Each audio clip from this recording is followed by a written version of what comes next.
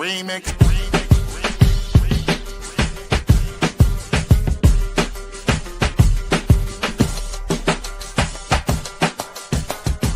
Remix. Remix. Remix.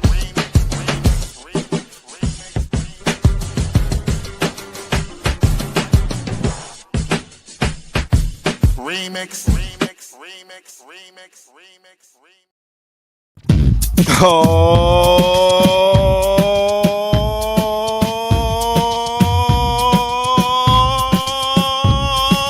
yeah. Welcome out. This is the Remix Morning Show. Right here on Black Liberation Media. In case you didn't know, I go by the name of the Ear Doctor. And this is that boom bap breakfast you've been waiting for all week. And it's right here. So get your plates, get your forks, get your napkins, get your orange juice, get your coffee, get whatever you need. Because it's time to get busy, y'all. Let me introduce you all to the host with the most, coming straight from the East Coast. Let's do it with Burn It Down. Get Brad. And straight off the plate, Jackie Lukman.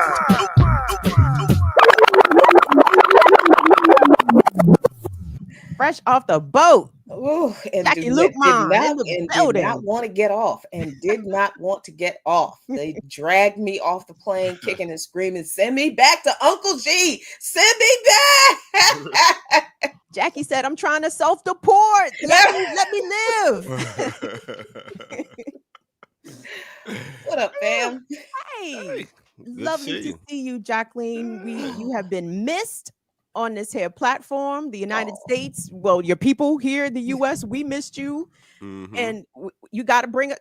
Let's not even Bojangle, Jackie. Tell us about China. That's not Bojangle. Let's not tap dance around this. Let's not waste any time.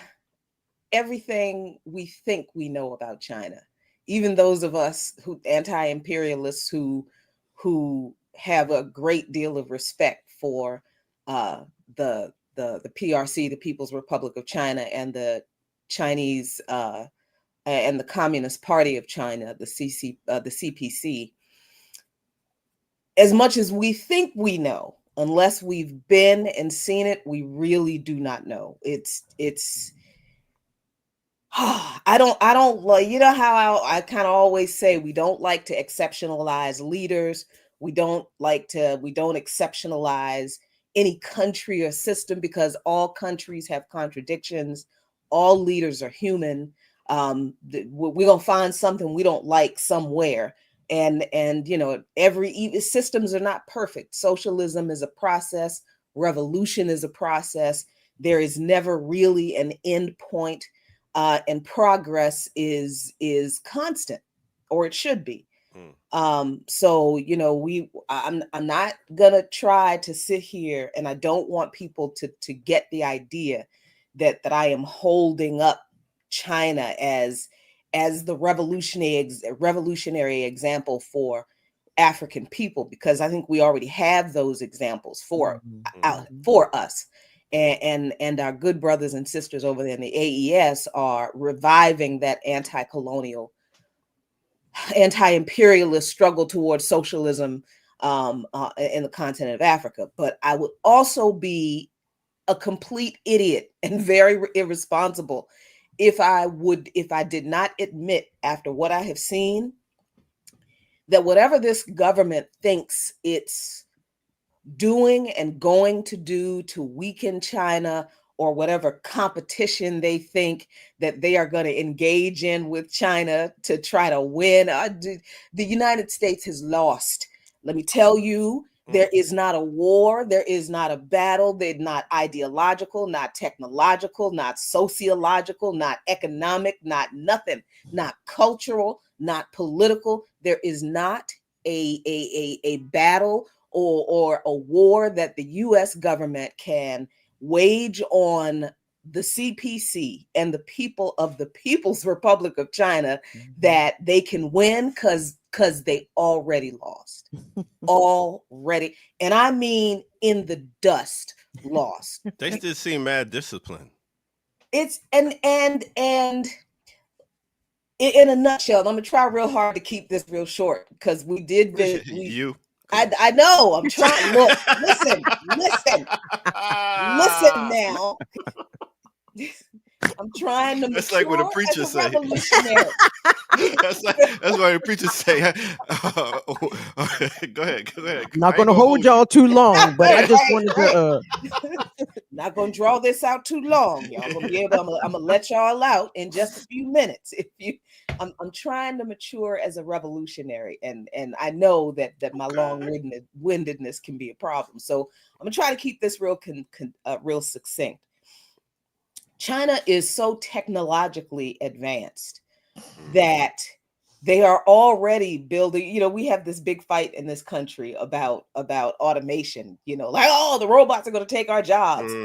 And China is like, well, yeah, that's the whole damn point. Because we want workers' rights, but the goal is not just to have people work for the rest of their lives.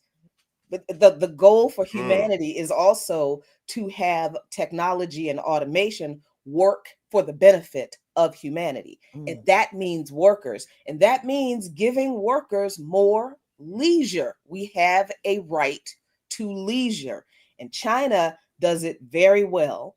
They provide already, even in the development that they have done in their country, 70 years ago, or however long the World War II was. I can never keep up. But what is it, 50, 60 years now, 65 years now, since the end of World War II, I guess. Almost 80, because my mama was born around that time. Yeah, China, much of China was farmland, and the major cities were all bombed out by Japan, other than the concession areas that were controlled by the British and the French.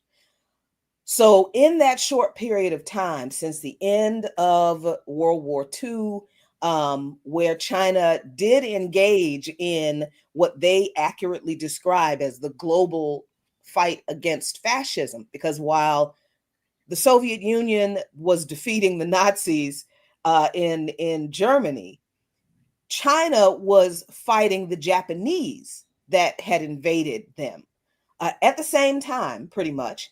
And then they got involved in the Korean War because the U.S. invaded Korea. That's why there's a North Korea and a South Korea. China came to Korea's defense. We saw, that. So for 100 years, China has been from the scramble for China by European powers that kind of happened at around the same time, or with the same idea, that the same people carried out the scramble for Africa. Instead of carving up China the way they did in Africa, they agreed not to partition China, but just force China to cede some land and give it over to British and French control.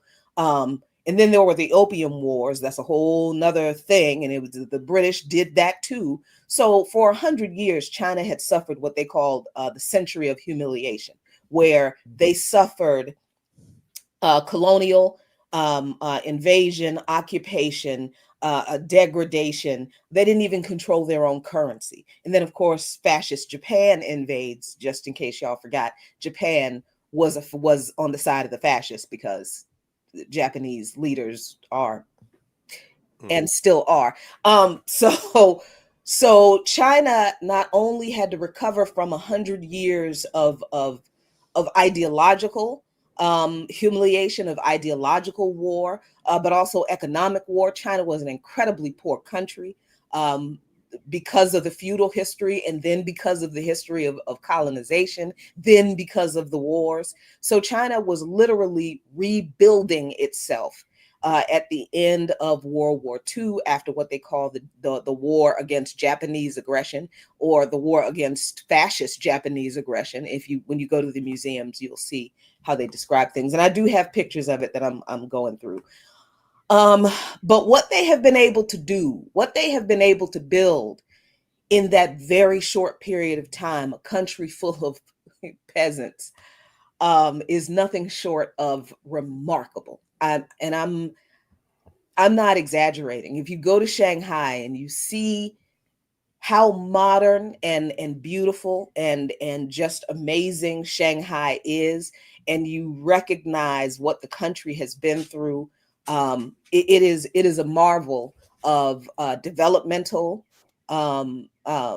achievement, but also technological achievement, because in the same period of time, not only has China rebuilt, but they've also modernized, they've established an incredible infrastructure system. They've implemented several policies that were designed to industrialize the country, modernize the country, and simultaneously lift the people out of poverty, abject, crushing poverty that they were living in during that 100 years of humiliation. So when the CPC, the Communist Party of China, and the People's Republic of China were established, the goal was to do all of those things. Yes, it was to rebuild, but it was also to modernize, to industrialize, and to improve the living conditions of everyone in China. And there's a lot of history behind the establishment of the CPC. There's a lot that we don't know. There's a lot that we get wrong. We don't know anything about China. There is a degree of discipline in the CPC, the Chinese, the Communist Party of China, that I did not know existed. I didn't know what the founding principles of the party were, not all of them. Having learned all of them, you're right, ear doctor, there is a level of discipline in order to be a member of the CPC. I think the overall thing that I came across, I came back from China with, is that yes, the CPC was absolutely pivotal in laying down the foundations for socialism to achieve the accomplishments, to achieve their simultaneous goals of rebuilding, modernization, industrialization, development, and social uplift for the whole country. Socialism was the only way they could do it, because everything had to be redistributed on a massive scale across almost 1 billion people at the time when these institutions, when the CPC and the PRC was established. And they did it. Like, China has lifted 800 million people out of colonially imposed poverty. I mean, abject, crushing poverty. Are there poor people in China? Yes, there's still poor people in China. Are there homeless people in China? No. And that, you know, that I was on in the little, they call them Didi. There's no Uber or Lyft there. The company is called Didi. It's a Chinese company, rideshare company. So I'm in the Didi and I'm looking for the homeless people. And just like in Venezuela, just like in Cuba, ain't no homeless people out there. And when I talk to our guides from the Chinese NGO, and I talk to regular folks that I met, which is not impossible because you have a translator app on your phone. So there's no reason for you not to try to communicate with people in other countries who speak a different language. You got a computer in your phone, use it for good for once, doggone it.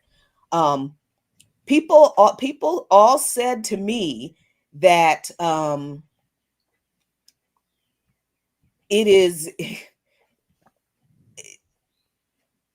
people are proud of the CPC. And people are, even though everybody in China does not identify as communists, not everybody in China can be a member of you can't just claim to be a member of the CPC and you're a member of the CPC. No, that's not how it works. But everyone I talk to about social issues and homelessness and you know, inequality and healthcare, everybody was like, "What do you mean homelessness? What do you mean homelessness?"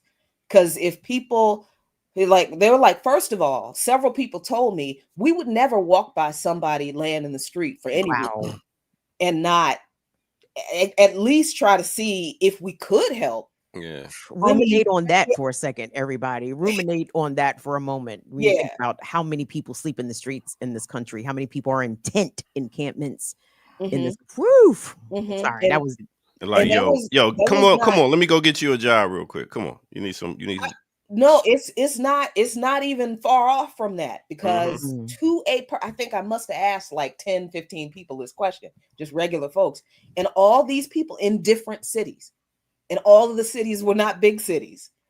And all of these people said we would never just walk by somebody laying on the street for any reason. I mean, if we couldn't help, then we would get this, y'all. We would get the police, and the police would direct the person to social services.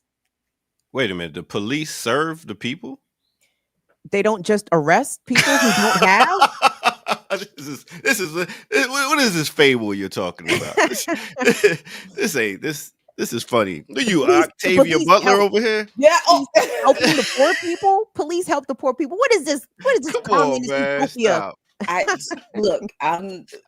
Listen, I always feel like I got to give a disclaimer when I come back from a revolutionary country and I see that they do humanity different from they do humanity, and we just don't.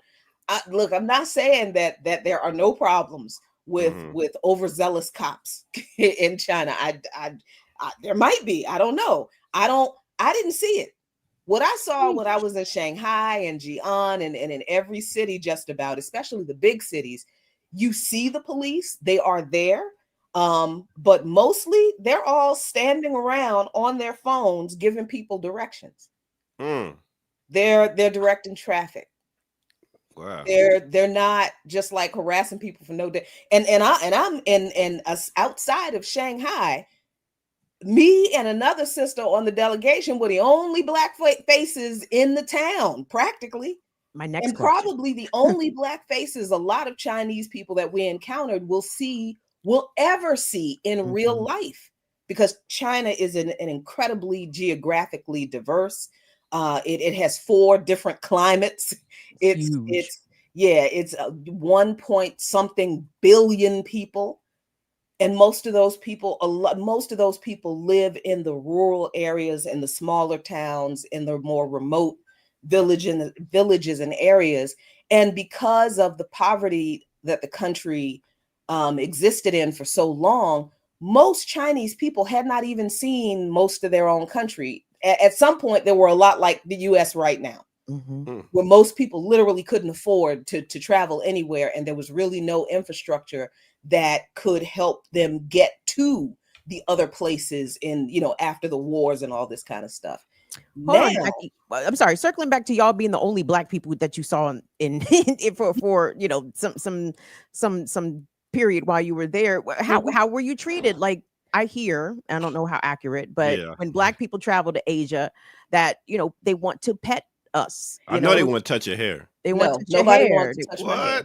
Nobody wanted to touch my hair. A lady did touch my skin, but you know how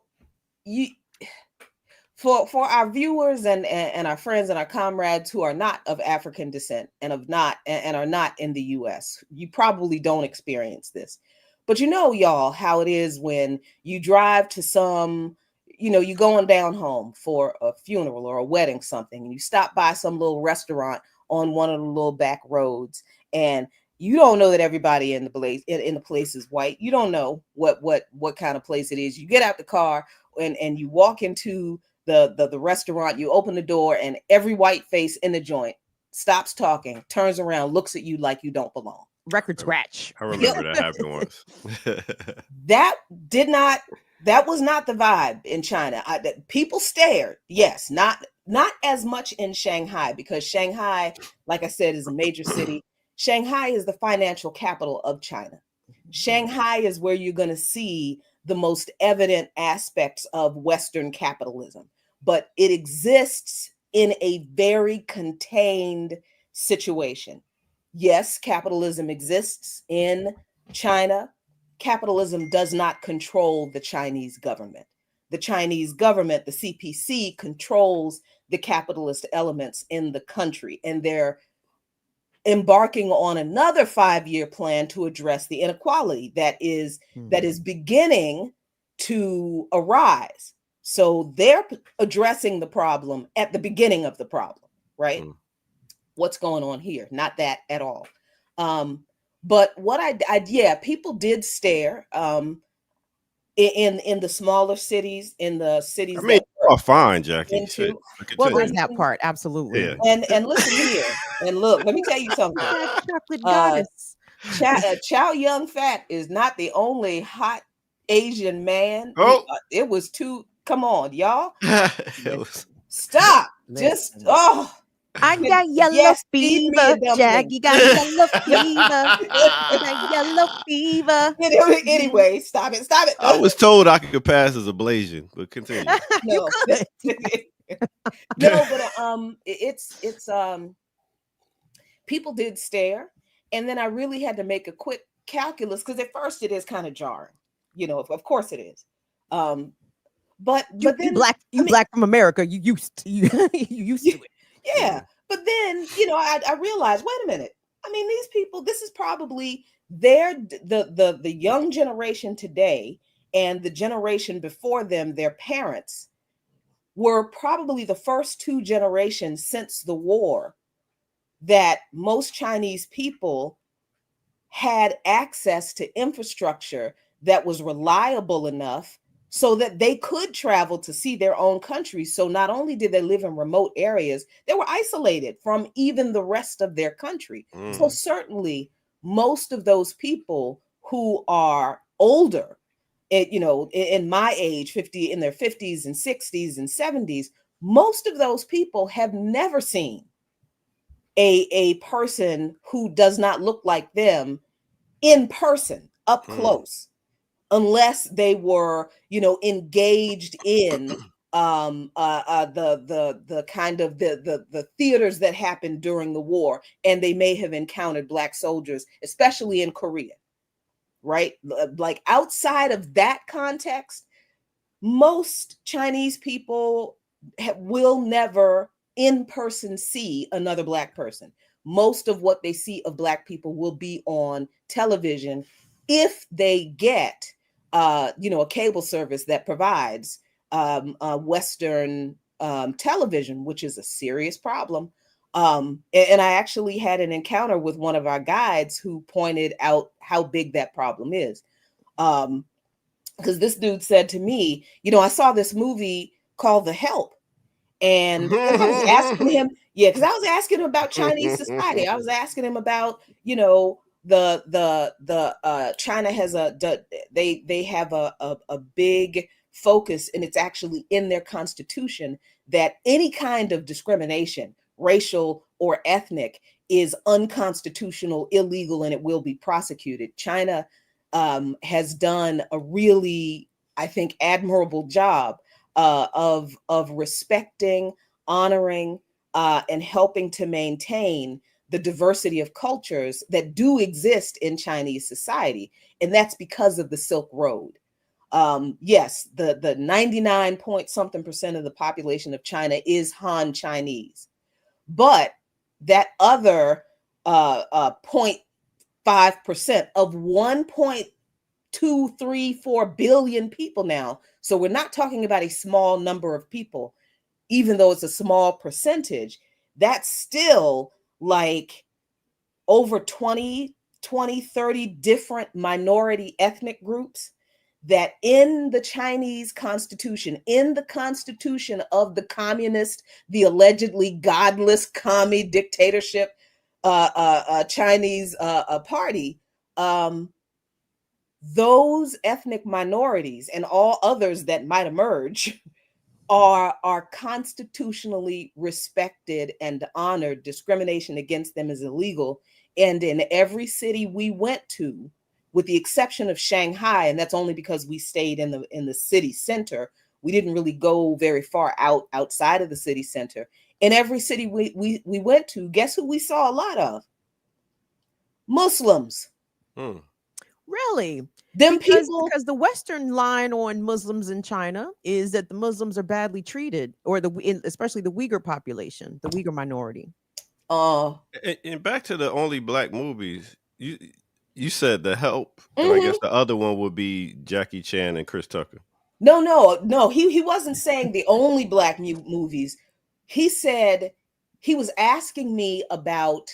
We had really great discussions with our guides, and a lot of the Chinese people I talked to were very, very open and were very excited that we wanted to know about China. So I'm asking them questions about China and the CPC. They're asking me questions about me and black people in the US. And they were all shocked to learn that we're not really treated like Americans in this country. They're all like, what? I'm shocked. They were shocked by that. I thought the story, or at least I thought the majority of the world really knew how Black Americans were treated because, to your point, I was going to say because of the images of the civil rights movement that I guess the West consumed, but China didn't probably get an opportunity to consume those scenes when it was happening. Not until recently. Not until very, very recent, like in the past few decades. Because yes, China does, and rightfully so.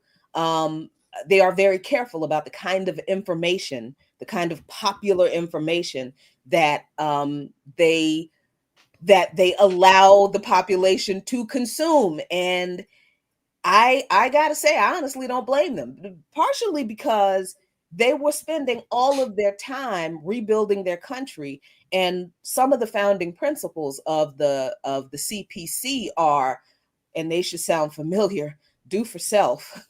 If it needs to be done, we do it ourselves. We don't ask anybody for help. We do it ourselves. With nearly 1 billion people in the country at the end of the war, they were like, what else? What other help do we need? And look at where we are because of other people's intervention in our business. Our country is destroyed. Our people are poor. There are famines. This is ours. China for Chinese.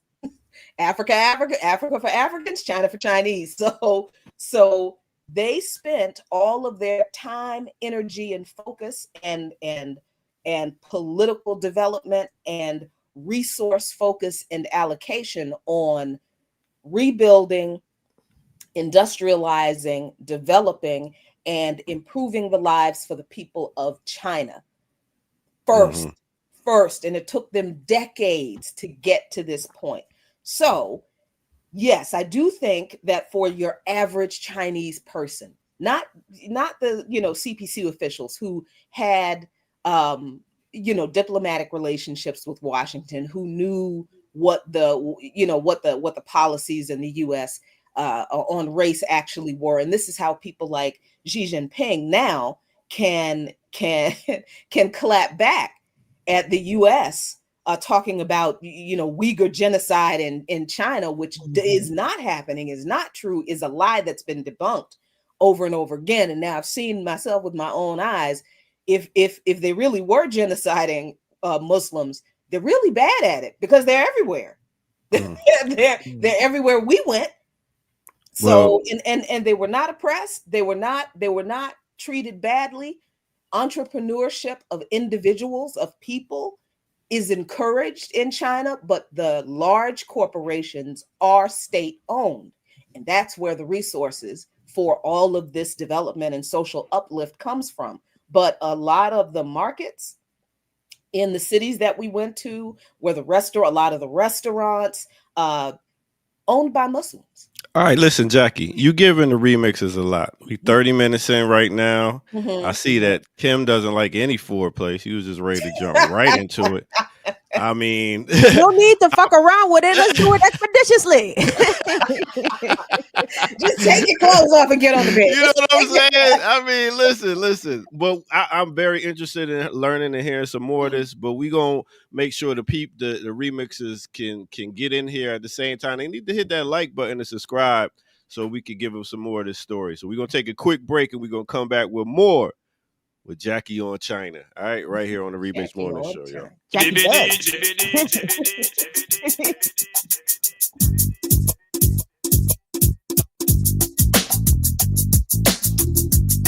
I may say stopper. Big up, everybody. Welcome out to the Remix Morning Show. Chat room, stop fighting with each other. It's a beautiful day out. You know what I mean? So let's continue to have that beautiful day. And yeah, we're going to have disagreements about some things. It is what it is. Yo, also go to patreon.com, become a member over there, get footage that's rare. And you can also donate. Where, you ask? You can donate on our website, which is blkliberationmedia.org, as you see at the bottom of the screen, and get yourself some fly merch. We got some gear on there you might want to check out, and you might want to get yourself a new coffee mug, tea mug, whatever mug. All right, so boom, let's get to it. Weather time. Let's start off in ATL, where I be. We got a high today of 83 degrees. Next, let's take it to Baltimore. Baltimore, guess how hot they are today? 83 degrees also. Chicago has a high of 75. Houston, 90. LA, 78. And let's go to, what island we going to go to? Let's go to Cuba, Havana. They got a high today of 86 degrees. And last but not least, let's take it to the motherland. We talk about Nairobi, Kenya. A high today of 73 degrees. That's kind of cool. Tell you what else is kind of cool is that, certain artists that have a big following are using their platform to speak against ICE. And one of those artists that just did it was no other than Tyler, Creator. Yes, he has a very big audience, especially with our youth. And he was able to speak up against the ICE, especially since they coming out to LA and bothering a lot of people. So that's what it is. That's your weather report. And like I said before, hit that like button, subscribe, and do all the other stuff. Now, with that said, let's go ahead and get back to it right here on the Remix Morning Show. What the danger? Follow me no massive banco. Fire muffin over boom.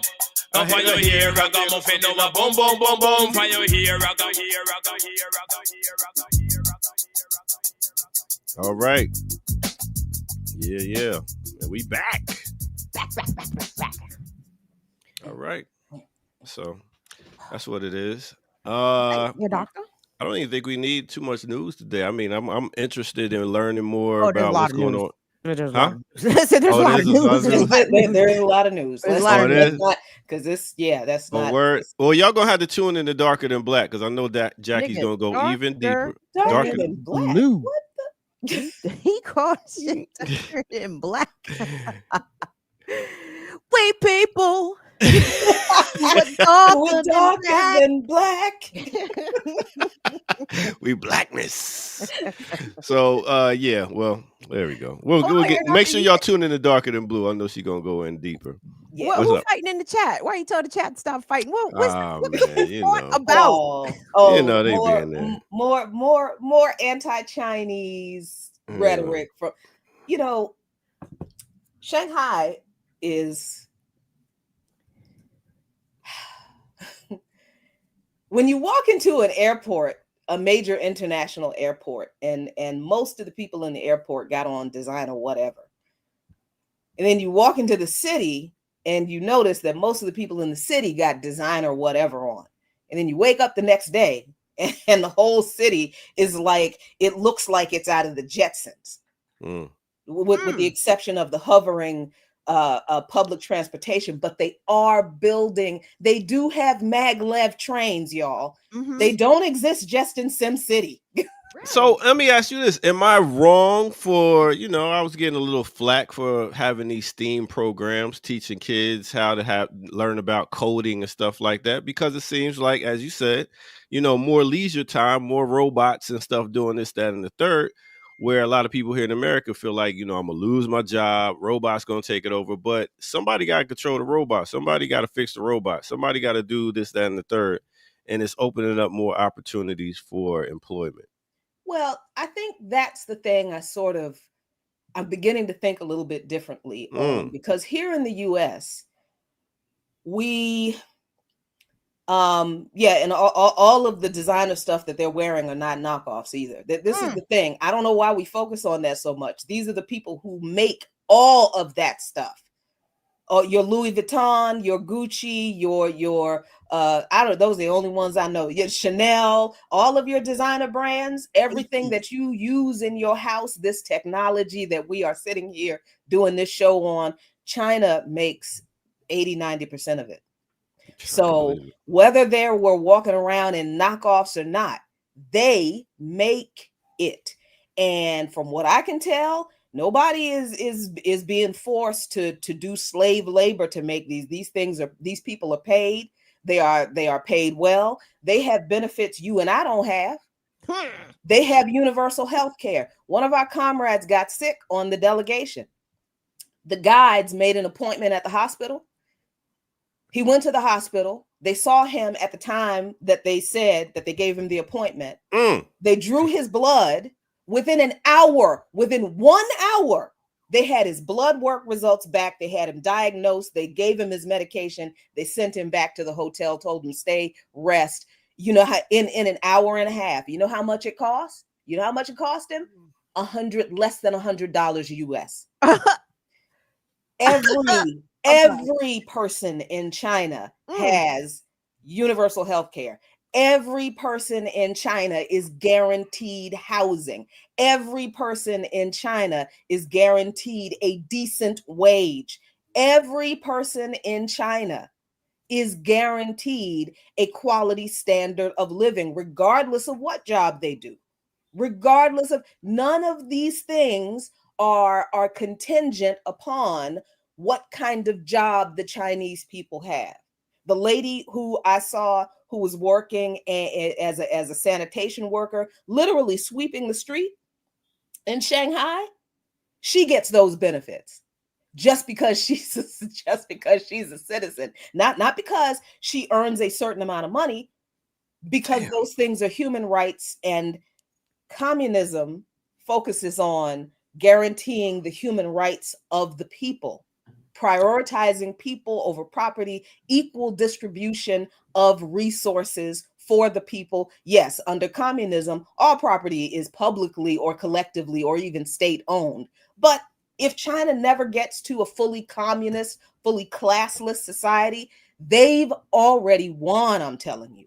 Even with the lowliest worker at whatever lowly job they do, they still have more rights and benefits than we do. It sounds like they love their country, like they unlike do. Here. They do. They love their country, and the government respects its people. And the government does seem to do a good job at doing everything it can to find out what the people's needs really are, because people's needs are different in different regions, different cities. People's needs in the cities are different from the needs of the people who live in the rural, remote villages. People who live in the mountainous areas where there are snow-capped mountains, their needs are different from the people who live in the tropical areas where it's hot, and humid all the time. So the reporting, the hierarchy of the CPC is that the mayor, the representative in the party, in each of those areas, from villages to small towns to small cities to regions, they all report up to the central committee. But what they report is what the people tell them that they need. Where is that here? Where they do that here? Huawei, one of the biggest tech and cell phone companies in the world. We can buy Huawei phones, but the new ones won't work here intentionally because they don't want us to have them. That's a state-owned company. That is a worker-owned company. So when Huawei does well, the workers get big fat bonus checks. And I mean every single worker, all of them. And there are several large state-owned corporations in China that do exactly that. I'm not going to sit here and tell you that there is no labor abuse anywhere in the country. There's no way for me to know that. We went to 5 cities. But if I went to China and went to 5 cities and can admit that there are things that I don't know, but I'm pretty sure they don't exist on the scale that people think they exist, I don't know how people who have never been can say what they know labor is like in China. I think we need to stop doing that. But I think seeing the way China uses technology and uses AI. They're already using AI to help people in social service centers all across China. They're literally using AI to help people connect with the services they need already. They're using drones to deliver medicine. They were doing that during COVID, and they have kept doing that to, you know, people in kind of remote areas or sick people who can't get out and get their medication. They use a drone to deliver the medication to them. There are factories in China that they call dark factories. They're not a lot right now, but they're scaling them up. Dark factories because they don't need lights, because the factories to make cars are fully automated. So they don't need lights, so they don't have to spend any money for electricity for lights. So that expense, the lack of that expense, actually drives the cost of the vehicle down, making them more affordable. All of the vehicles that are produced in China now, from what I understand, are electric. So there are legal restrictions to how many diesel or fossil fueled cars can be on the road in Shanghai. I don't know if that's true in other regions, but I know it is in Shanghai because there's so many people in Shanghai. But most of the vehicles in Shanghai and the major cities are electric, and there are a lot of electric vehicles in the smaller cities and the remote areas. But the thing that people told me about the push toward technology and automation and the impact that would have on jobs has caused me to kind of think, why are we only thinking about providing workers rights on the job and more opportunities for better work? We're more than workers. Most of our waking hours are spent right now working at a job, but that's not the totality of our life. That shouldn't be the totality of our existence. There is life beyond work. What are we advocating for the kind of life we want beyond work? Are we only workers, or are we human beings who deserve an equal measure of dignity on the job and dignity in leisure? It sounds like it needs to be an upgrade in education system where it's like, okay, this is what you need to learn now in this technology field to have you would say maybe a job, or so be it. You know what I'm saying? Because it's like the stuff they learning now is like old as fuck, and it's like you look at the elders and older people, like people that worked at the car shops and mechanics and stuff. It's like if they got dark shops and the robots are doing all the jobs, they're like, well, shit, what am I going to do now?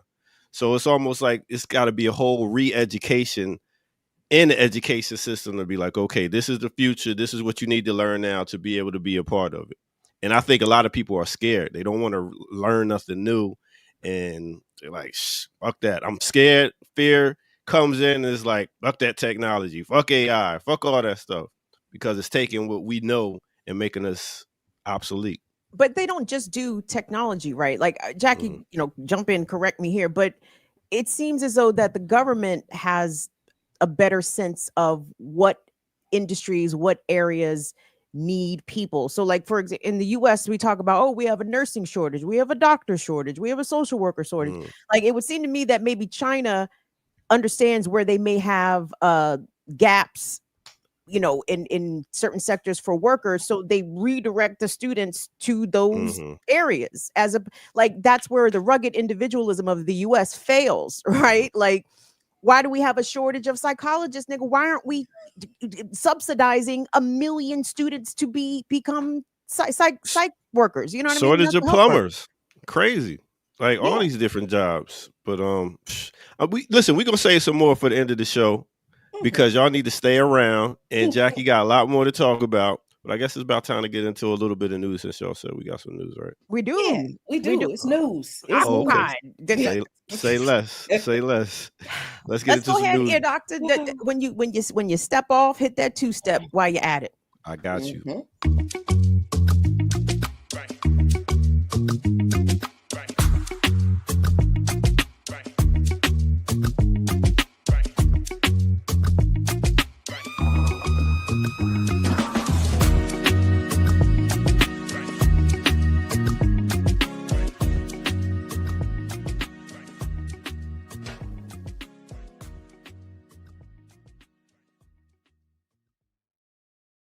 everybody? What's up, everybody? Welcome to the Remix Morning Show, the Tuesday edition. Today is June 10th, 2025. It's Kim Brown. The prodigal daughter has returned. Jacqueline Luqman. I didn't want to. She done come home from foreign. But yes, thank you, Jackie. We're going to get into more of Jackie's, Chinese adventures in just a bit. Remixers, thank you all so much for being here. We appreciate it. Please like the video, subscribe to the channel, support us in the ways that you're able. blkliberationmedia.org, patreon.com/Black Liberation Media. And Jacqueline, as you know, the stories, the big story right now is that the city of Los Angeles is militarily occupied after the inhumane and just outrageous ICE raids that have been happening across the country. But Los Angelinos came out late last week, Thursday, Friday, Saturday, Sunday, because ICE began arresting people at Home Depots. They were raiding elementary school graduations. They were just indiscriminately snatching up folks. And the people of Los Angeles came out to try to, use their bodies to stop ICE. And then the National Guard was called up by the U.S. president, causing a lawsuit to be filed by California Governor Gavin Newsom because Trump federalized the National Guard without the governor calling them. So now we have hundreds of Marines being deployed to Los Angeles to stand alongside National Guards people and LAPD and ICE and Homeland Security. I said, God damn, Jackie, if Trump just wanted to call martial law, why didn't he just say that shit? So anyway, right. So I think things are calm or have simmered a bit in LA. But this is a big deal, Jackie. This isn't some small thing. And I know we've seen the National Guard called out lots of times, especially to quell our uprisings in a lot of different places. Of course, Baltimore comes to mind. But what is your take about the Marines now being deployed? I mean, it's a typical, I shouldn't say typical. When the man started planning his military parade at the same time that he rolled out this, mass deportation, you should have seen it. You should have seen. But how you gonna send ICE into a place that was stolen from Mexico? Come on. How you and you think Raza won't gonna rise up? You thought at the same place where the Watts riots and the Zoot Suit riots and the uprising against the conviction, the acquittal of the cops who beat Rodney King. You think Black folks and Chicano brothers and sisters were not out there scrapping together? Yes, they were. Always have been. What is going on now is not just a Trump problem. Trump could not do any of this if the infrastructure for ICE, DHS, Customs and Border Patrol, if they did not exist and were not already militarized, and the infrastructure to detain people and separate families was not, and the militarization of local police, local, state, and federal police, and backing them up with the U.S. military. If Democrats and Republicans as well in the past had not already laid the foundation for all of that to happen, Trump wouldn't have been able to do any of this. But because all of this, elements of all of this have been laid by every previous administration in incremental kind of ways, but the system itself, the process itself, the purpose, the outcomes have always been the same, no matter how much more civil the deportations may have been carried out. Okay, so under the Democrats, Obama, who deported millions of people, Biden, who deported millions of people. All right, they weren't doing the kind of exceptionally violent and fascistic raids, like raiding a graduation. Like, that's just evil. That Very evil. is just evil. Okay, so the Democrats didn't do that. Trump is uniquely evil in well, not uniquely. He is evil in his escalation of things that were already done by presidents before him, just in a nicer way, just not reported as much by the media. I mean, because deportation raids, the raids were happening. They just weren't covered as much because it wasn't Trump. They weren't happening under the Trump administration. And yes, they weren't as maybe overtly brutal and violent. But what the tactic is breaking into your home and dragging you out from your family in the middle of the night, throwing you in a van and deporting you. How is that not violent? Well, the tactic of showing up at immigration court and intentionally dismissing people's cases and then waiting for them outside the courthouse, that is nasty work, right? Oh, yeah. Like all of the, hand-wringing coming from people, well, if they come here the right way, they need to come here the right way. These people are showing up to their immigration hearings. Like, I don't know. They're trying to do it the right way. I don't know how much more right they can be. So I think I don't disagree with Obama and Biden also deporting at ridiculously high numbers. However, this shit is crazy, right? Like, this shit is very, very fucked up. But I think there is intention with the Trump administration taking this big of a show, of a militarized show, to Los Angeles in particular, to California more specifically, because it's a big place. California is a big economic engine. Obviously, it is pretty much ground central for migration. All the former Mexican territory is ground central for migration targeting or immigration targeting. Texas, the southwestern desert, California, SoCal, like they are making big attempts here to intimidate the populace and to tell this Democratic governor that basically he doesn't wield any power nor control. And trust me, I am no fan of Gavin Newsom. The fact that Trump and Holloman, the Homeland Security Secretary, have called for his arrest, I'm like, please don't arrest this white man and make him some sort of liberal hero. like don't do that. Well, I don't. But I think that's why I always, and many of us anti-imperialists and anti-capitalists in particular, always point out that yes, and like I said, what Trump is doing is a gross escalation. It is a gross escalation of violating people's rights. It is extra violent. Yes, what Trump is doing is extra, but extra from what? What is the escalation from? Because what is going to happen, and we're already seeing it happening as Trump is demonizing and threatening Gavin Newsom. Well, now people are making Newsom into this, exactly what you said, Kim, a liberal hero. Never mind the fact that Newsom and his policies about the border, it's not like he has ever been a friend to immigrants.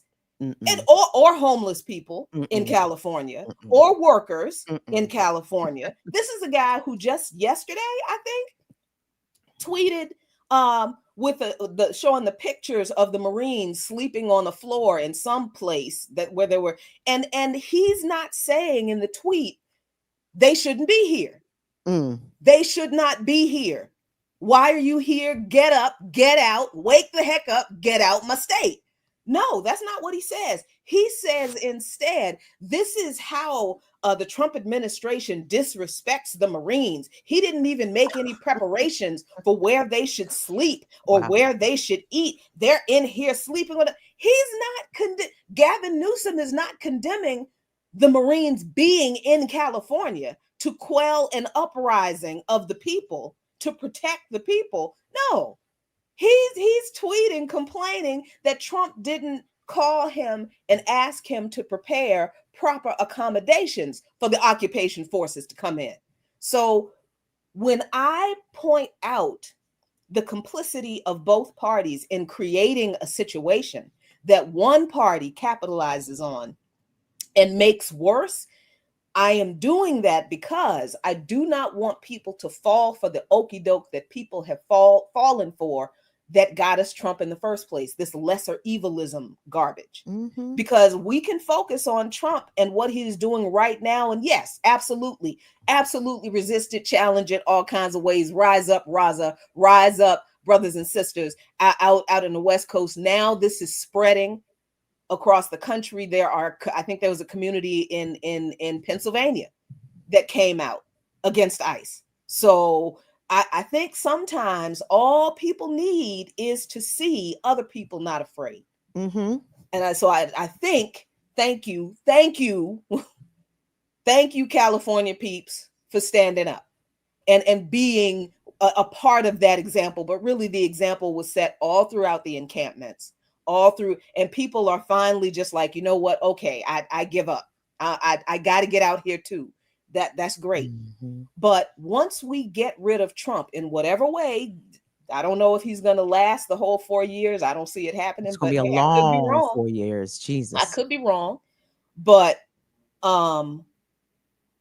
however this administration ends, we will still be left with a so-called liberal party that has implemented, that were the originators of some of these policies, that have used these policies to do the exact same thing, but in a different way.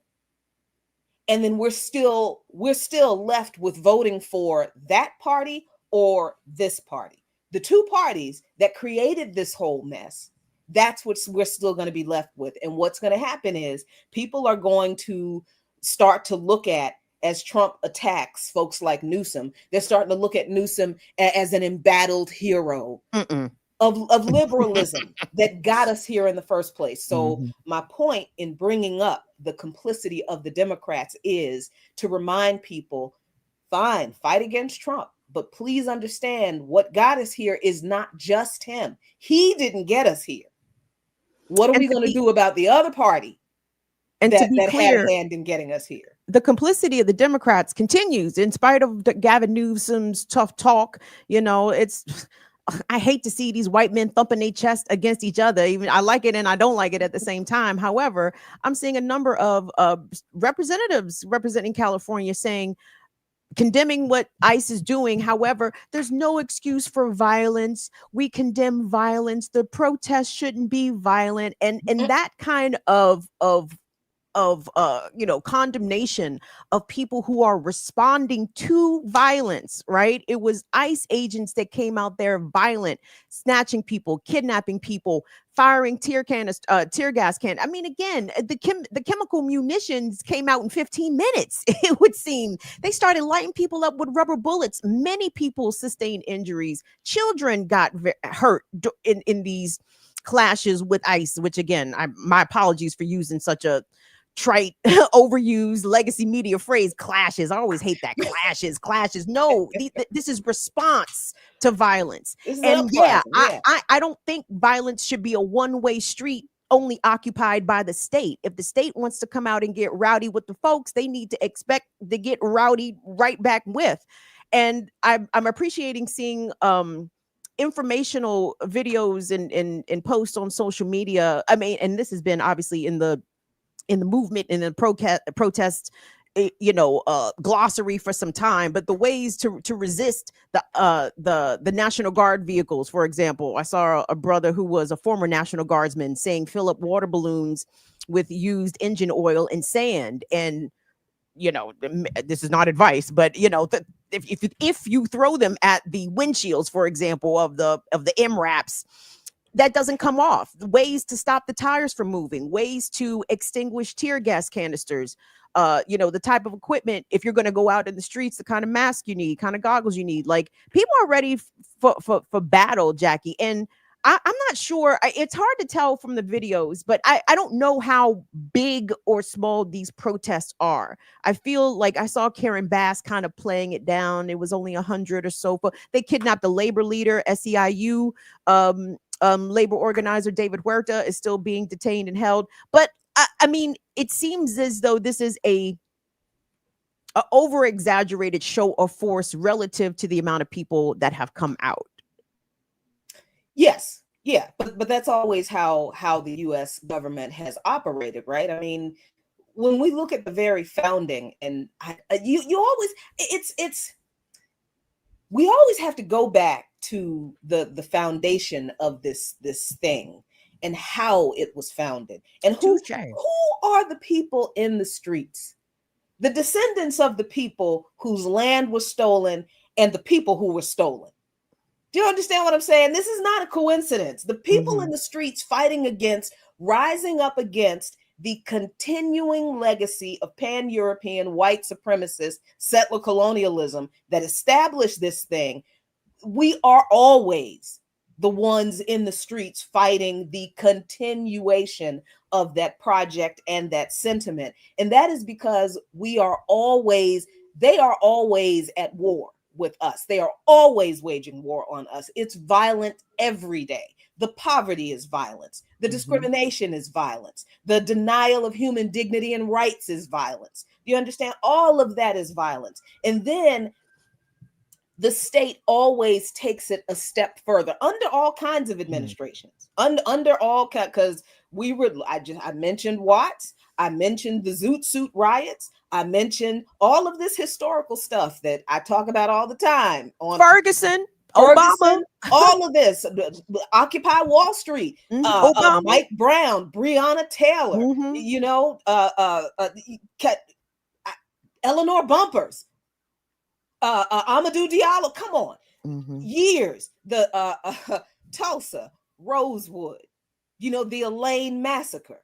Come on, the German Coast uprising. We can keep going. The Seminole Wars. We can. It's been violence every day. It's been violence every day for us. So at some point, we see this over and over again, where the repression continues and the repression breeds resistance. This is the cycle over and over again.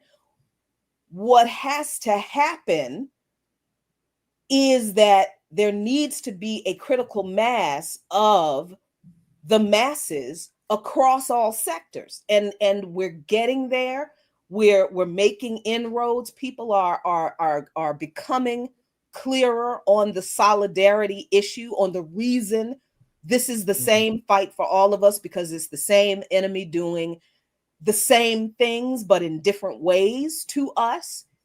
And I think the younger generation is really doing a better job. The younger generation of organizers are doing a really good job at making the connections, but it's still not enough people. But the state has always responded to any size or any intensity or any level of resistance with outsized force. And that's not just to crush that particular resistance, but the outsized force is really used to scare the hell out of anybody else who was thinking about joining the resistance, because the state absolutely in a capitalist, white supremacist settler colony, the state absolutely uses the carrot and the stick, but the carrot is rotten and the stick is much bigger than the carrot. They talk about, this is the land of opportunity, and if you just follow the laws, you can do blah blah blah, and if you just work hard, blah blah blah blah, blah, and all this bullshit. And we know. We don't know anybody who works harder than our grandmama them and our granddaddy them and us with our 2-3 jobs trying to pay $2,300 a month rent on a 1-bedroom that's the size of a closet, right? Nobody works harder than us. So we know that the American dream is a lie. And so the state, once they realize that we realize the carrot is rotten, they bring out the stick. And the stick gets bigger and bigger and bigger because the discontent of the people does grow with each generation. I think what is lacking is cohesive organization, the kind of organization but this is why we exist. This is why BAP does exist, because we recognize the need for organization, and we are in coalition. BAP SoCal is a member of the coalition that organized this protest in California, this uprising, not protest, sorry y'all, forgive me, this uprising, this people's uprising in California, it wasn't spontaneous. This was organized. This was organized among several groups of people in the area who have been watching the ICE raids, who have been preparing their people for protecting their communities. This was not just everybody was at home one day and they saw ICE down the street. No. There was monitoring, there was tracking, there was organization. And this is how rebellions turn into or can turn into revolution. So it's not a quick, hey, this is a great organized rebellion today, and tomorrow this is going to be replicated all across the country. Well, if everyone across the country is not organized like the folks in Southern Cal did to bring about this result, then no, we're not going to get there yet. But I think we need to get to this step to understand how important organizing is in order to not just respond in a collective way to protect your community against an outsized military force like this. Mm-hmm. There's no sending the Marines, the people who invaded other countries the people that Smedley Butler said he led the Marines into other countries to topple their governments as a hitman for high finance or whatever he called it, the Marines. No, this isn't a one-to-one. This isn't a just we need to calm the situation down. Mm-mm. No, this is we need to crush all these people and kill as many of them as we can, and we need to scare the hell out of everybody else to make sure they don't join them. However, like I said, these folks are organized, and I would not be surprised if when they do issue martial law, because I do think that's coming next, it's gonna get interesting. But organization has an answer for that too. From the contrarian perspective, I saw some videos. Again, I it's hard for me to gauge how big or little, certain sentiments are just via consuming videos on social media. But I saw some wayward Black people, talking about, I don't know why y'all so mad that ICE is coming to get them migrants. They don't belong in our country. They taking this job. They taking that job. They taking your child's spot in public schools. Y'all need to be on the side of ICE and the president because.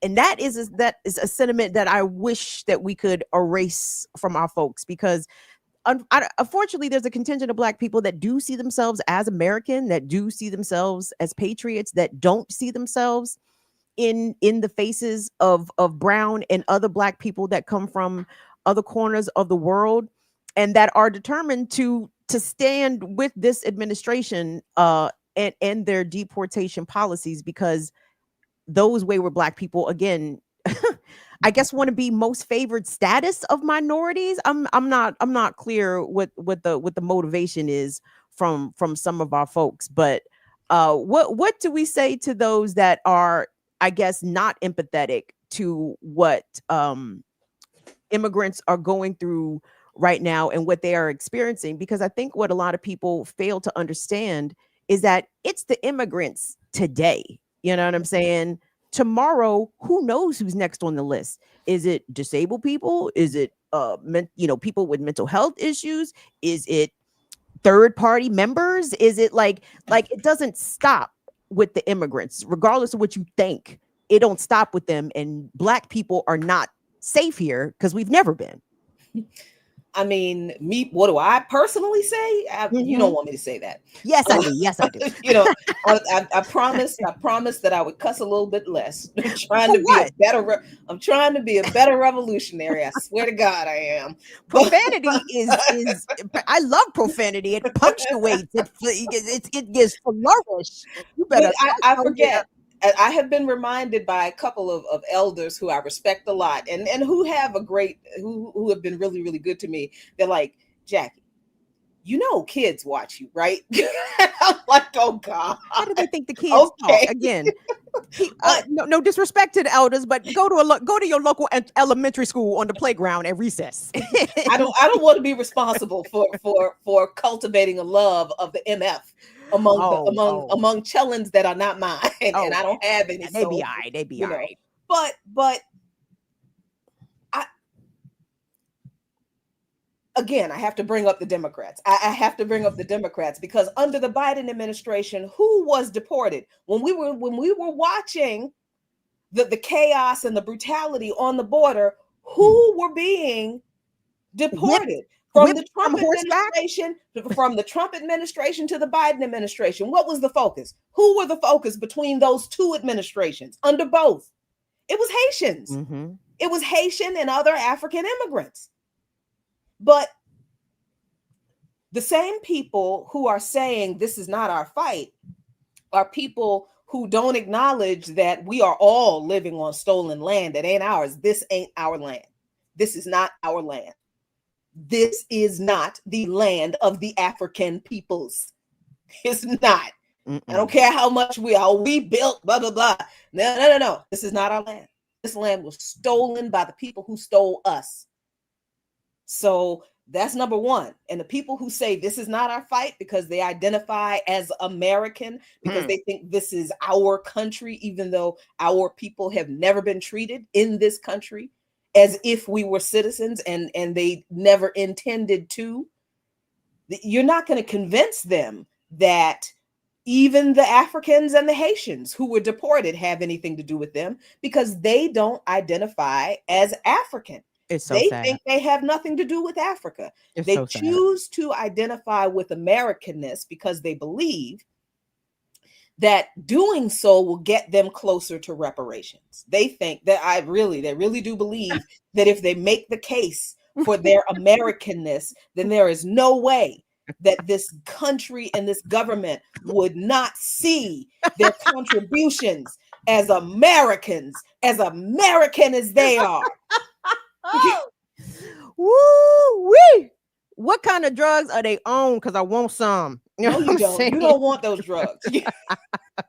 You would be better off taking Elon's ketamine. Oh shit. Baby, what else can we do, baby? We done fought in the wars, you know what I'm saying? We done cleared the land, we done built the wealth, we done, built the White House and all these raggedy. I mean, come on. Like, Black people have proven again and again. And yet. And the answer is still no. The answer is not only still no. The answer has been an emphatic, capitalized, all caps, 87 exclamation points, and some words in front of the no and behind the no that I am not going to say, but all of them and a bunch that I probably can't think of. The answer has and always will be no. No. Reparations in a capitalist, white supremacist, settler colonial system in which we are a colonized people, they're not gonna happen. These people are not gonna give us reparations. We will get, now this is my personal opinion, and I believe this looking at the history of revolutionary countries, the little bit that I do know, but I'm convinced that we will get reparations when we win the revolution, when we control the state, when we control the means of production, when we control the resources. We're going to have to get with our indigenous brothers and sisters and work out how we're going to do this thing. And that's when we're going to get reparations. That before then, what has to happen before then is organization, solidarity, international solidarity, organization, then mobilization, then revolution. That's what's going to have to happen. Talk that talk. All right. Giving it to you like no others, the sisters on the Remix Morning Show. Very much appreciate the conversation because there's a lot going on. So I think we need a mental health break. I think let's take one and then we come back and hit you on the head with some more talk right here on the Remix Morning Show. Let's go.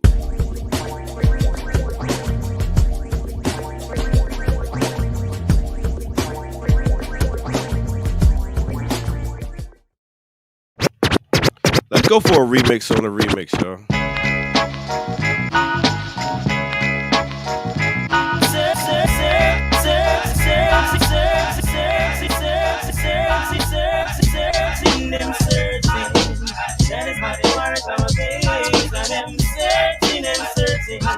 Like what the summer clip them win. Hear them searching, them searching. That's why they replicate the speech. So them searching and searching. Whoa. You tune when me use and wake them. My biggest phrases we take and take them. Some get to break, but the far it take them. Even if it's over, not a limelight they can. You'll never get me down. For having every breath of £500 million. With everybody get around, coming to you with the alien sound. Hear them searching, them searching. That is what they work our case. But them searching and searching. Like on the summit, give them wing. Hear them searching, them searching. That is what they work our case. But them searching and searching. Okay, let me take you to a time and place. Let me take you back to 1991 with Edo G and the Bulldogs off the album Life of a Kid in the Ghetto. Name of that song is I Got to Have It. Straight out of Boston. Big up to all my Bostonian nights riding around their car. Let's take it to the year 2000 and rock out with the artist known as Wayne Wonder off his album The Vibe. The name of that song is Searching Them Searching. Yes, hit that like button. Search for that like button. Hit the subscribe. If you're new to the channel, go to patreon.com. Become a member over there. Get footage that's rare. And yes, you can donate at blkliberationmedia.org. And you can also go catch you some fly gear and rock it out all year. All right, with that said, let's get back to our crew. You know how we do. Corner, I'm MCing. Call me a goody two shoes. Who's in the right shoes, B? I don't have to pump jumps and clock G's. It's my turn to. All right. Hot fire, more fire. Yes, That was yes. good. Ear doctor, What up? are you planning a tribute to Sly Stone and I the see. He family just Stone? made his transition. Yep. Yep. Yeah, we'll get to that. I guess well, Kim got next week on Classical Breakdown, so maybe we'll get it in the week after that and get prepared nicely. And Nicely. the fact that Nicely. he just did have his document, I believe a documentary or something on him on Yeah. TV, Mhm. which puts people, know a little bit more about him. Actually, it's been a wild week for me. I just had a transition of a good friend Oh, this I'm sorry. Monday. Oh no. Yeah. He was like he was a hip hop icon here in Atlanta. Like you talking What's his about name? he goes by the name of Drez the Beatnik. Oh, Yeah, so the dope thing about him is he November 28th, we used to celebrate our birthday the same month. I always used to hit him up, and he just made his transition June 9th. Mayor Dinkins, yes, he was one of us at the time. Atlanta has lost a cultural icon. Oh, Drez the Beatnik was a unifier, a creative force, and a true champion of Atlanta's hip hop and arts community. For decades, Drez the Beatnik brought energy, soul, and Authenticity. to every stage he graced. His voice uplifted countless artists and inspired a generation. His urban showcase, arts, beats, and lyrics helped craft our cultural landscape and uplift countless artists. We are grateful for his legacy and the light he shared with our city. I mean, he already had a mural up before his passing. This is Wow. how how much of an influence he was. Another transplant coming from Philly, and did his thing here. I got to meet him back when I was throwing parties with my crew, and it was like 96, 97. And so known him from like damn near 30 years. And he got on stage. We had Slick Rick performing, and he got on stage and beatbox for him while he did Lottie Dottie. What? Wow. Yeah. So at the end of the show, I'm going to show some of his work, what he does. And also another thing we did, we had a thing where we had MCs battling. He had a mic club, which he had MCs battling. And I had a thing called MC War, where we had MCs battling. So a lot of stuff we were able to do for the city. And a Friday night at MJQ was the one night you can go and hear underground hip hop, and everybody was going party and sweating, and it wasn't no people on their phone. It was a party. One of the best MCs I ever seen. Good brother. So yeah, big up to him and his family. Absolutely. Wow. Shout Yeah. out. Dress the Beatnik. Rise in doubt. power. Rest in power. That's what's All up. Thank you, Air Doctor. No doubt. Let's y'all get back to it. Oh, one last thing. What's As that? you can see, I meant to put this up here, but I ain't get to it. You can see me and my boy right here. Bam. With that smile right there. He's a good brother, boy, I tell you. All right. That is a gorgeous smile. Yeah, he's good. He was good. All right, I'll catch y'all later. All right. Thanks, Air Doctor. Appreciate you, remixers. How's your Tuesday starting off so far, remixers? I hope a little bit better with us, me and Jackie. We are your sunshine, bringing you we're love and light, bringing you love and light on this Tuesday. Sunny sunshine. Shout out to Kamafi. Where Kamafi at? Oh, he's laying on the floor. He was a little quiet. I'm like, where is he? He's all quiet. But yeah, he's laying on the floor waiting for me to finish. He missed his mama. Was he so happy to see you? The first night I got back, he was like, oh, you decided to return. Oh, he was mad. He turned his back on you. Where in the hell have you been? I walked in the house. He was at the top of the stairs. He was looking at me like, now you decide to come home, huh? You done left me in here. I felt a certain way, but he forgave me for leaving him, and now I can't get rid. He's just same clingy all over the place. Oh, you can't go nowhere. You gotta take Kamafi to the stove. Okay. He's like, Kamafi's like, no, not again. No more Never leaving again. you. Yeah, so but he had a really good time with I had a comrade offered to help dog sit. house and dog sit for me, and now he has a new best friend. Oh, that's good. Oh, well, shout out to Kamafi. Shout out to all the revolutionary pets out there, dogs, cats, gerbils. Ready to bite or scratch someone for the revolution. Right. Free them all. Well, thank you all, remixers. Like the video, subscribe to the channel, follow us different places around the internet. Remix Morning Show, Black Liberation Media, please and thank you. I'm not sure where you would like to go, Jackie. I saw the news. Obviously, what's happening again? What continues to happen in Palestine is just it's nauseating. It's stomach turning. It's such disgusting, abhorrent. There's obviously no words for what the Palestinian people are still enduring, regardless of whether or not it's leading the news or no. People are still being massacred, slaughtered, being forced to undergo some sort of cruel Hunger Games undertakings in order to secure the meagerest of provisions, which obviously, Israel is beating its chest talking about, well, we're letting in aid. Well, it's a trickle of what 2 million people require in order to not literally starve to death.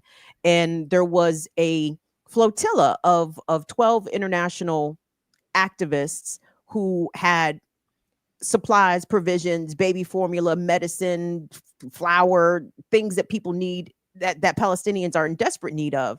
And this flotilla was invaded by the Israeli forces, who commandeered this boat in international waters. Like, I saw the videos coming from the people, and they were accurately saying that this is a war crime, that this boat full of humanitarian aid was in international waters when it was boarded by the Israelis. And by the way, when a similar flotilla attempted to bring aid to Palestine in 2010, 10 of those people were massacred by the Israeli forces. So they were, Israel obviously has shown us they have no qualms killing and blowing up humanitarian aid workers, people that are trying to bring assistance to the Palestinian people. But it doesn't seem as though these 12 activists who were on La Madeleine have been killed. They've actually been captured and are apparently are watching propaganda films, et cetera, et cetera. But what are your thoughts about whether or not the international community, though I have very low expectations, but because that young radical white gal, I guess she's radical, Greta Thunberg, she seems to be willing to put her body out there. She seems to be willing to show up. Well, yeah. And maybe her whiteness offers the rest of them a little bit of protection. I don't know. But what do you think about this latest flagrant violation of international law that has been committed by the Israeli forces, in addition to the atrocities they continue to commit in Palestine? I mean, well, first, Greta Thunberg, I always pronounce her name. I'm sorry. I'm not even being funny. I just never have been able to get around the TH thing. Very confusing for my tongue. But radical, well, I really didn't have a whole lot to say about her before. I mean, this is a good thing, but her whiteness is not going to protect her. Her whiteness is not going to protect her any more than Corinne Gaines's whiteness, the young white girl. What was her name? Several years ago, a young white American. Oh, Heather Heyer, the one who was run over. No. It was a white girl who went to Gaza several years ago. They ran her over, right? Or they shot her in the head? Nope. They ran her over with the bulldozer because she stood in front of the bulldozer that was going to demolish a Palestinian house. And thank you, Rachel Corrie, somebody. I was trying to, I knew it was a Corrie in there somewhere. Rachel Corrie, her whiteness didn't protect her. And not only did her whiteness not protect her, her Americanness didn't protect her, because the U.S. did not a damn thing. So this is not the first time, as you pointed out, Kim, Nazriel has done this. And this will not be the last time they have done this. I wish that there's only so far I think I can analyze, what other countries are going to do, because number one, and this is something that we talked about in China, actually, because China obviously has the power militarily and all kinds of other ways to do more things that we would see. But I'm very careful to remember that I am not in the rooms where political decisions are made. So I don't know what is going on behind the scenes. I am imagining, and I am hoping. And from what I've seen, I mean, China just issued another condemnation of the U.S. Vote against the ceasefire resolution in the UN again. And the question of, why are some countries not doing more, like militarily intervening, I think has a lot to do with understanding doing so would pretty much draw countries into a war with Israel and the US, which is exactly what Israel wants. Israel wants to provoke a war, that they bring in Iran, Yemen, well, not Syria anymore, because Syria is now on the side of Israel, and any other country that would intervene on behalf of Palestine militarily. I think that really is a part of the I hate to use the word, I think that is a part of the strategy and the reality of the strategies of bigger, more powerful countries, and why they're not doing things like sending, a military force to intervene in that way. Do I like that? No, I don't. But I also understand that I also don't want World War III, right? But then we go back to how else are we going to stop this genocide? So I almost feel like we are in the moment that the world was facing during World War II. And I don't know. I don't know what I'm not seeing Israel stopping. they are not going to stop. Mm-mm. And the US is not going to stop facilitating them, even as some countries that were formerly staunchly, supportive of Israel. Now, a couple of there has been some seeming resistance or a lukewarm, a chilling of the support in from some sectors in France, in the French government, little bit in the German government. I'm talking about the government, not the people. You understand? But I do think we're at the point, or we're getting closer to the point, where some of these other countries are going to have to start making decisions. Look, are we going to step in and risk World War III to stop a genocide? And I don't. This is, you can analyze history and what got what led up to the imperialist war, the second imperialist war. I think there are a lot of those same elements here. I am not sure what will stop Israel short of military intervention from other countries. I honestly, I don't know. I don't know. And that terrifies me. It really does scare me, as much as this continuing genocide terrifies and disgusts me. I don't have an answer. I really don't have an answer. I don't. So I know people, in addition to the flotilla, I know I've seen stories about a gathering of civilians by the thousands who plan on marching on the border. I'm not even super clear about this plan, but I keep seeing it pop up.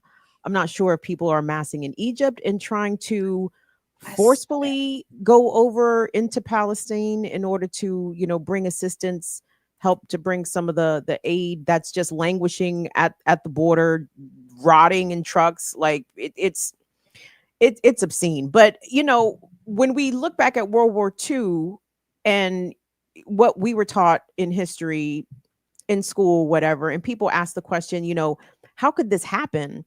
Like how could the world know that people were being slaughtered by the millions, right? Being put into these concentration camps and these gas chambers, and nobody did anything. Like we don't have to act, like we are seeing that right now, right? We don't have to ask why nobody intervened, why nobody did anything. And to be clear, like the United States didn't enter into World War II in order to save the Jewish people. The United States into World War II because it was attacked. And in fact, the U.S., maybe not directly via the government, but a lot of U.S. corporations were arming the Nazis, clothing the Nazis, sending them, shit that they needed to do their Nazi shit. So America wasn't per se against the Holocaust, didn't even grant asylum to, people who were survived or were trying to escape. So, the U.S. is, I guess, now complicit in multiple Holocausts, multiple genocides, which, is, I guess, par for the course. But to your point, I wanted to ask this because I did see a report, again, some of the stuff that comes out of China and Africa, I'm not able to verify through multiple sources. I see the story and I'm like, how can I even see if this is true? But somebody posted that China had indeed dropped aid in Palestine. And this was recently, I want to say over the past couple of weeks. Did you hear anything about that? Was that reported in Chinese state media or Chinese media? Yeah, I actually saw that video, and apparently that video is AI generated. Really? Okay, so, thank you for that. So that, as far as I know, did not happen. Now, I'm not sure it's never happened. There's a lot that goes on that I just don't know everything. And of course, Western media is never going to tell you anything good that other countries in general do, and certainly they're not going to tell you anything good that Russia, China, other countries have done. I am almost certain that those countries have tried to send aid or have sent aid, and that aid is some of the aid that is sitting in trucks on docks, in warehouses, rotting as Israel and the U.S. and their allies keep the aid from going into Gaza, to the point that this new, and I was kind of reading this while I was away. Apparently, the U.S. created some new aid organ. This is the kind of crap these people do. They created a new aid organization in order to allegedly deliver aid. The same people who just voted against another ceasefire resolution created an aid organization to deliver aid, and the aid they tried to deliver, and the plan that they laid out for delivering the aid was insufficient, not well organized, would have caused more chaos than it would have helped people. And that's exactly what happened. There was not enough food to sustain one person for 4 days in the package that the new aid organization provided. And there was a British video that I saw yesterday where they got a hold of one of the aid boxes and they looked at what was in there. Now this is Gaza. There is no infrastructure anymore. There's nothing. There's no water. There's no gas. There's no heat. There's no nothing. So how come the stuff in the box that's supposedly aid are all things that need to be cooked mostly? Like it's all processed, it's all like pasta and rice and oil, but there's no what you gonna do with it? And it wasn't even enough food for more than one person that would last a week. So and then the hoops that they were making people go through simply in order to get that meager bit of aid, because I think the organization that they set up, the U.S. and Israel set up as an aid relief group, is the Gaza Humanitarian Foundation. And with intention, they only set up a handful of aid centers in the south of Palestine, right? In the south of Gaza, trying to direct and force people, kettle them basically in one section of the country, for their final outcome, whatever that may be. But I mean, how are you going to ask or set up aid relief centers for people who are starving? You're going to make them travel. You're going to make them walk. These people are dealing with multiple injuries. Some are amputees. I mean, the cruelty continues to devolve, like as if that was even possible, right? But they are continuing to find new ways in order to torture and humiliate and exterminate the Palestinian people. And I think the UN, the UNRWA org, and other UN relief agencies, for what we know what we think about the UN, but still they had deep criticism about the way that the aid is being allocated and distributed. And Israel, the government, keeps saying, well, we're letting the aid in. No, and you saw that shit from fucking Netanyahu. Nobody's starving. We take the shirts off the prisoners and no one's emaciated. Fuck you. Like, I guess we just dumb out here, huh? I mean, the West has bought Israel's lies all this time. Why should they stop? Why should they stop lying? Well, I mean, what's the point of him changing his stripes now? The West believing Israel's bullshit all this time, it's gotten them to this point. And the whole setup of this aid relief stuff, where the food was also already expired. Like the U.S. literally put a bunch of old food in boxes that people couldn't even prepare to eat and call that aid. What happened was, at these few aid stations, when quote unquote chaos broke out, then the IOF started shooting people. Right. So as far as I'm concerned, that's all this crap is. It's another way for the US to help Israel pick off the rest of the population. Because, just carpet bombing the people who have refused to leave their land, even though they are literally living amid rubble covered bodies.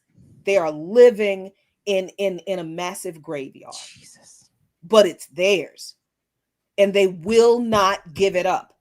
So Israel, I think, understands that the sentiment toward them from most of the people of the world is absolutely against them.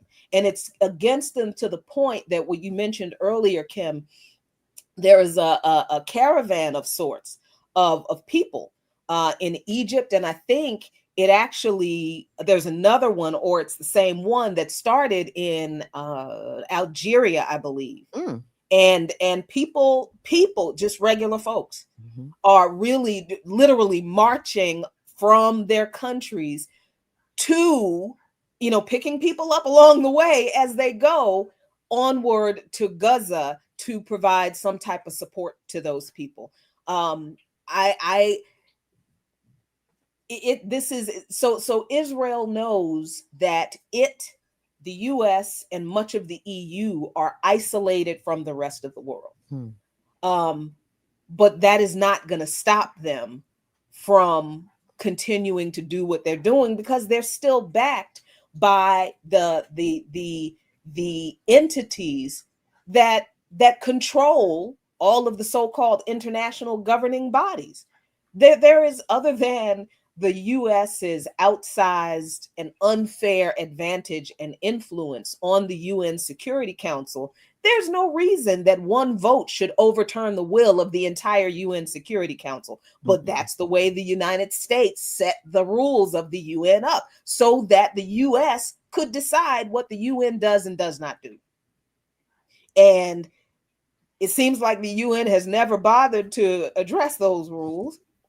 And I guess if they tried, the US would have stopped them. But I just kind of feel like now is a good time for anybody in the UN to be like, you know what? Damn the rules, because this is humanity. We don't care about your vote. We're going to overturn your vote. This is the ceasefire. And I am not one to approve UN troop intervention. I hesitate, because we've seen what UN peacekeeping troops have done in Haiti. We've seen what they've done. They don't exactly help, but we're up against the wall now. The Palestinian people, the people of Gaza, are literally up against the wall now. There are no other options. I don't think there are any other options. Anything could happen.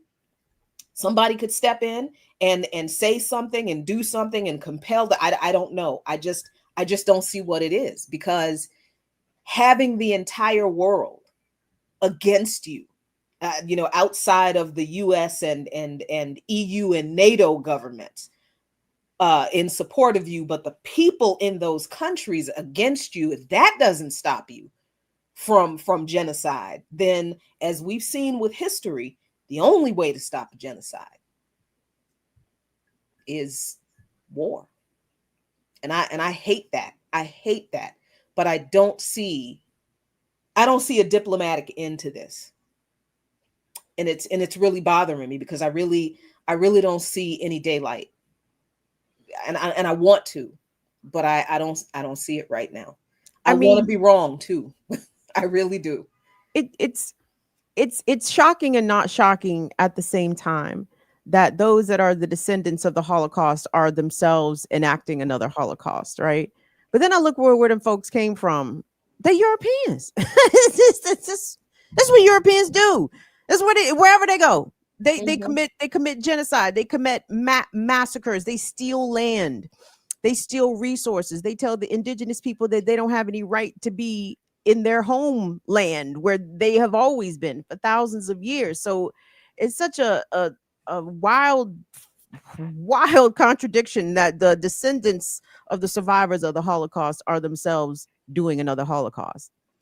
I mean, and the fact that they're blaming people who had nothing to do with their Holocaust. Nothing. As if, with this whole anti-Semitic trope, the Palestinians had not a doggone thing to do with the Holocaust. Now, maybe this would have made sense if they were trying to settle parts of Poland or Germany where they came from, you understand? But no, they go off and involve people who had nothing to do.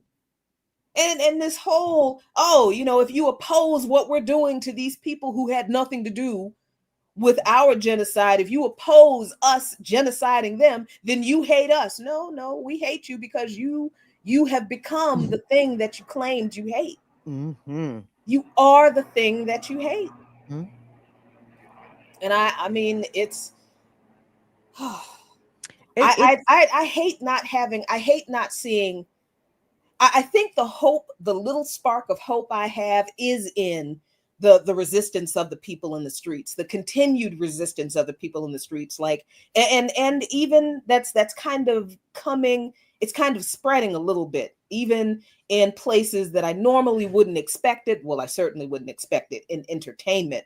And even I understand the political line of celebrities can be really, really weird, like all over the place. But I just happened to kind of be watching some clips from the last BET Awards, and Doechii received an award, and she brought up Gaza.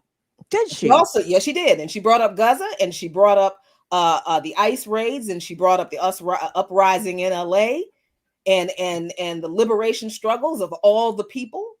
Well, you know, there have been you know, celebrities on other awards like the Met Gala. I think there was some folks who had little, you know, Palestinian flags sewn into their clothes or whatnot, this kind of thing. So thank you, Ear Doctor. I do want to address. You better come through, little Sestar. I mean, I was like, oh, I dug her work, but hey, Well, and you notice a couple of things. First of all, uprising happening right as the awards were going on. Why the hell they still have the award show? What kind of bullshit is that? BET, baby. You know what I mean? You know what I mean? If we Black I mean, Bougie so, entertainment television. These Right. niggas, they done put their shit on. You know what I'm Right. saying? They right, like, go- no, I didn't bought my dress. You better not cancel it. What the, are you crazy? This chick was on the stage. Someone's like, I want to talk about what is going on outside right now. Y'all are in there giving out awards, and oh my God, that's number one. That's the Then number dystopia two. we live in, by the way. Like that the disconnect from what the reality of what is literally going on outside, right? Mhm. And Yes. people's ease to disconnect from that and distract. But yeah, go Right. continue. Right. And then number two, the lack of applause. The lack of applause, like the scarcity of applause to what she was saying. It was like, I really felt like folks were sitting in that audience talking about, there she go bringing up the politics. They was. This ain't the place for that. This is the place to celebrate Black excellence. If you gonna Correct. sit in the middle of an uprising, not only do I question your Blackness, but you sure ain't excellent. Man, listen.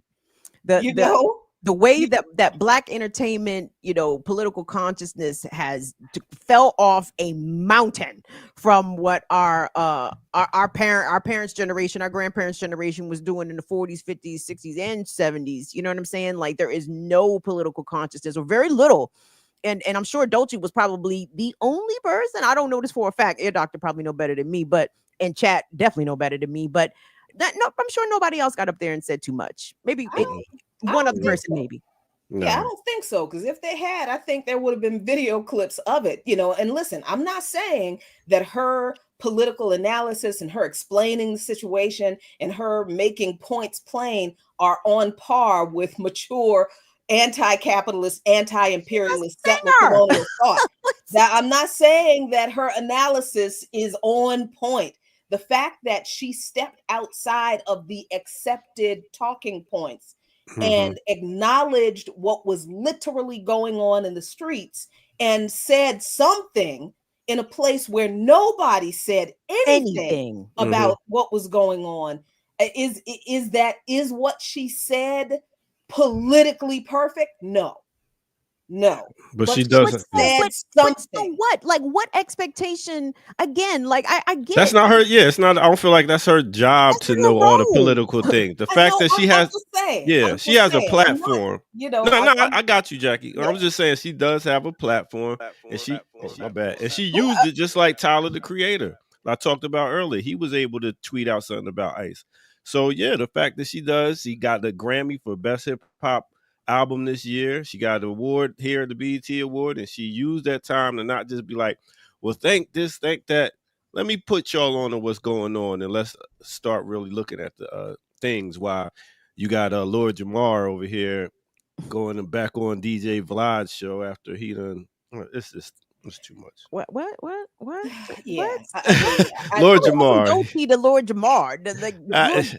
I'm no just saying, you go relevance. from one, from which is looked at as a non-conscious type artist in Doechii, and then you got the supposed to be from Brand Nubians, Lord Jamar. He's jumping back over on DJ Vlad's show after. Relevance. What's the significance of that?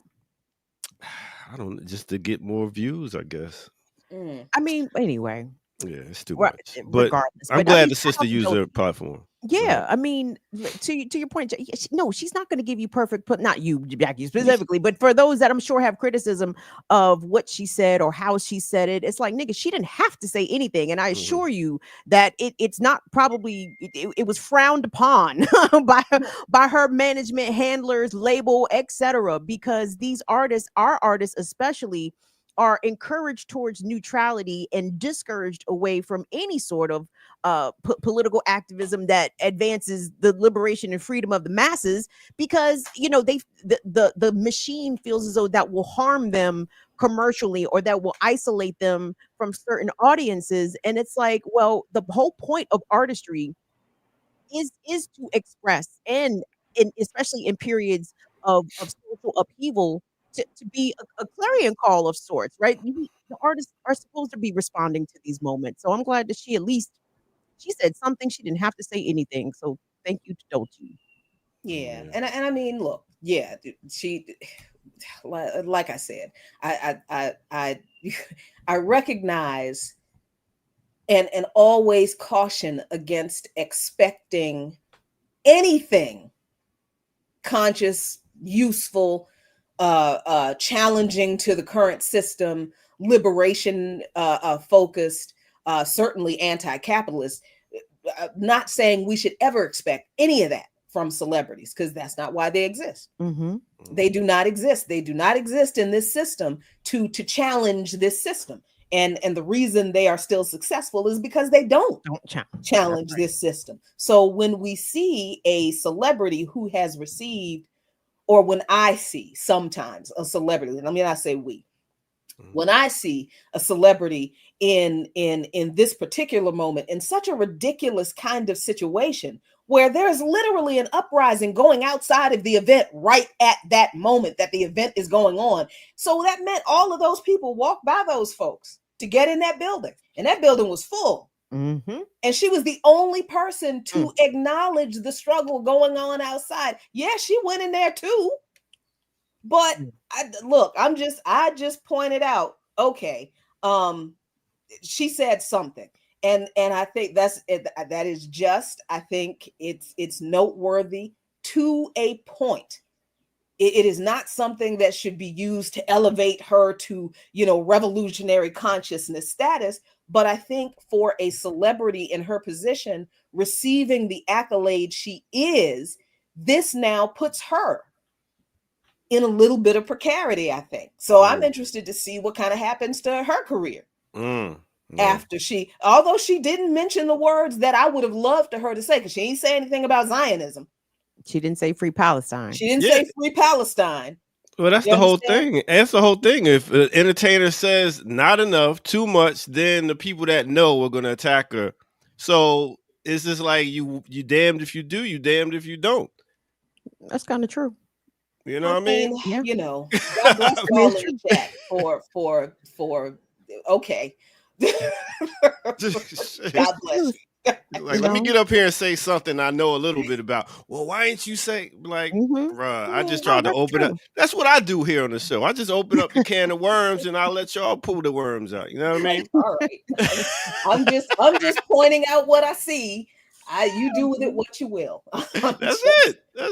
I'm just making a point. That's it. So the point might not be useful for anything. It's just an interesting point to me.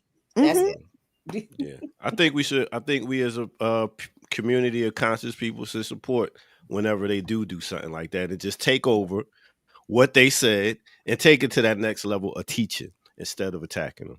And I think that'll help us all as a people work together and get this thing together. All right. Another Remix Morning Show, y'all. We have done it. You know what I mean? Great show. I've learned so much about China. I'm ready to go. You know what I'm saying? I've learned. They're going to be like, welcome home, brother. You know what I'm saying? All I got to do is take my glasses off. I ain't right. No.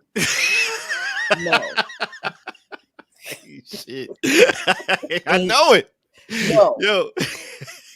So we gonna come back tomorrow. What you got coming up there on Burn It Down? What you got coming up? Oh man, I definitely want to take a look at some of the scenes that I saw over the weekend coming out of Los Angeles.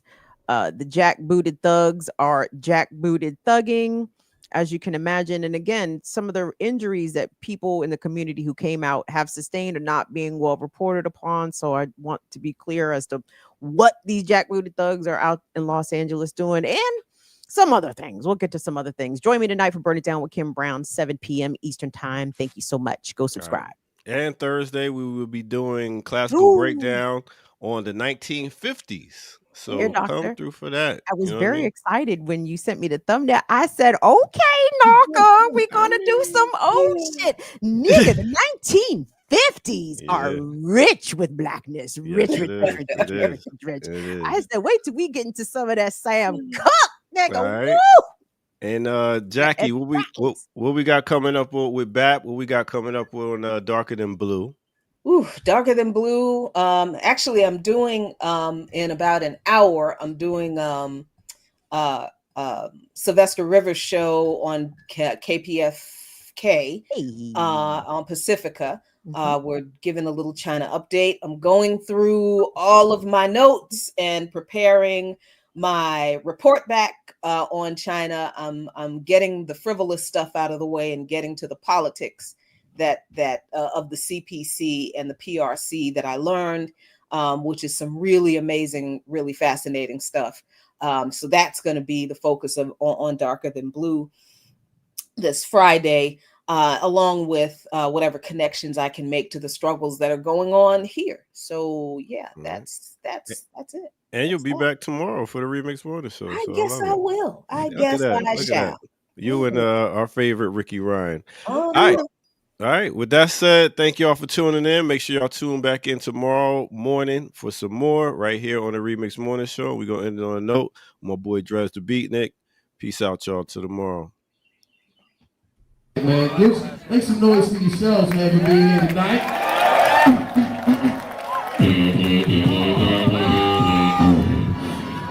One, two.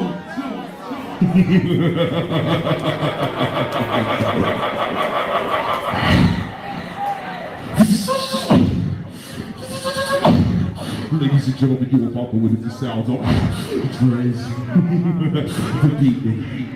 Engage program.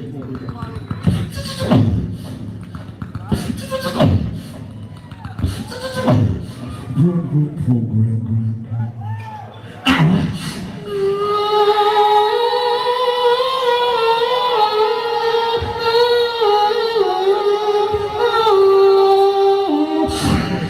In the beginning, hip-hop was in its embryo form. Beats were born just as lyrics were born, and thus the beatbox was born. And the beatbox began to sound a little something like this.